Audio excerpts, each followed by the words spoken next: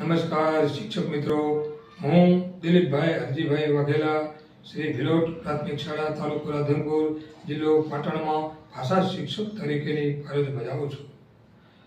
Educational innovation festival 2024-25માં હું આપની સમક્ષ મારો નવતર પ્રયોગ લઈને આવી રહ્યો છું, જેનું નામ છે શિક્ષણમાં મૂલ્યો દ્વારા બાળકોનો સર્વાંગી વિકાસ.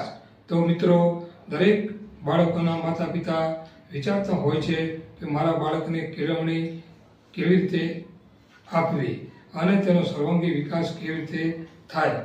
તો તેના માટે તેઓ હંમેશા પ્રયત્ન કરતા હોય છે. પરંતુ મિત્રો, સારી શાળામાં પ્રવેશ અપાવવાથી આ પ્રશ્ન હલ થઈ જતો નથી. કારણ કે કેળવણી આપવાથી નહીં, પણ એના જીવનમાં મહાન પરિવર્તન લાવે એ જ સાચી કેળવણી. બાળક ગામડાનું હોય કે શહેરનું હોય, ગરીબનું હોય કે પૈસાદારનું હોય કે કોઈ વિદેશનું હોય, બાળક હંમેશા બાળક જ હોય છે. તો અહીંયા હું બાળકનો સર્વાંગી વિકાસ મૂલ્ય દ્વારા કેવી રીતે થઈ શકે તેના સંદર્ભે વાત કરવાનો છું. કોઈક ચિંતકે સાચું જ કહ્યું છે કે બાળક રોટલો કેવી રીતે રડે એના કરતાં એ રોટલાનો કોળિયો કેવી રીતે મીઠો બને અને આરોગે તે શીખવાડે એ જ સાચી કેળવણી. બાળક ઈશ્વરનું વરદાન છે કે બાળક ઈશ્વરનું શ્રેષ્ઠ સર્જન છે, એ વાત ક્યારે સાર્થક બને? જ્યારે તે ઉચ્ચ કેળવણી મેળવે અને પોતાનામાં વિશેષ સદગુણો ધારણ કરે અને દેશનો સર્વશ્રેષ્ઠ નાગરિક બને, ત્યારે એ વાત ચરિતાર્થ થશે.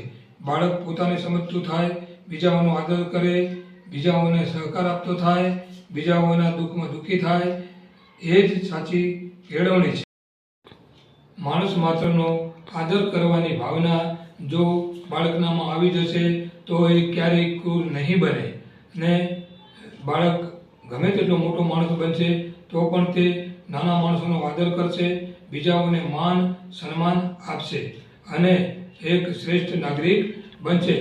તો શિક્ષક મિત્રો, મૂલ્ય શિક્ષણની જરૂરિયાત અત્યારના શિક્ષણમાં શા માટે છે તે વિશે વાત કરું તો અત્યારનું શિક્ષણ ટેકનોલોજી દ્વારા ખૂબ આગળ વધ્યું છે, પરંતુ બાળકોનામાં મૂલ્યોનો હાસ થતો જશે. બાળકો નાની ઉંમરથી વ્યસન, ચોરી કે મોબાઈલ દ્વારા બીજું ઘણું બધું નેગેટિવ ભાવનાઓ શીખતું જાય છે. તો અત્યારના શિક્ષણમાં દરેક શિક્ષકે બાળકનામાં મૂલ્યોનો વિકાસ કેવી રીતે થાય તે સંદર્ભે શિક્ષણ આપવાની ખાસી જરૂરિયાત છે.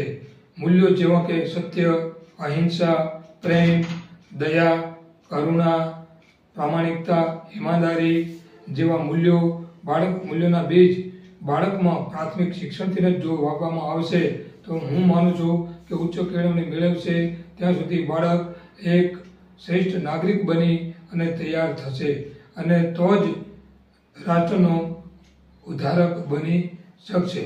તો મૂલ્ય શિક્ષણ દ્વારા જો ફાયદા જોવા જઈએ તો ઘણા બધા ફાયદા છે. પહેલો ફાયદો તો એ છે કે પોતાના પરિવારને તે ઉપયોગી બનશે. પરિવાર પછી સમાજ આવશે, પોતાના સમાજ માટે તે ઉચ્ચ કાર્યો કરશે અને સમાજ પછી રાષ્ટ્ર આવશે તો રાષ્ટ્ર પ્રત્યે પણ તે રાષ્ટ્રને ઉન્નત બનાવવાના પ્રયત્નો કરશે એવું હું માનું છું. તો મિત્રો, મૂલ્ય શિક્ષણ એ જ શ્રેષ્ઠ શિક્ષણ છે અને જો શ્રેષ્ઠ શિક્ષણ બાળકને મળશે તો એનું ઘડતર આપોઆપ શ્રેષ્ઠ અને સર્વોત્તમ થવાનું જ છે.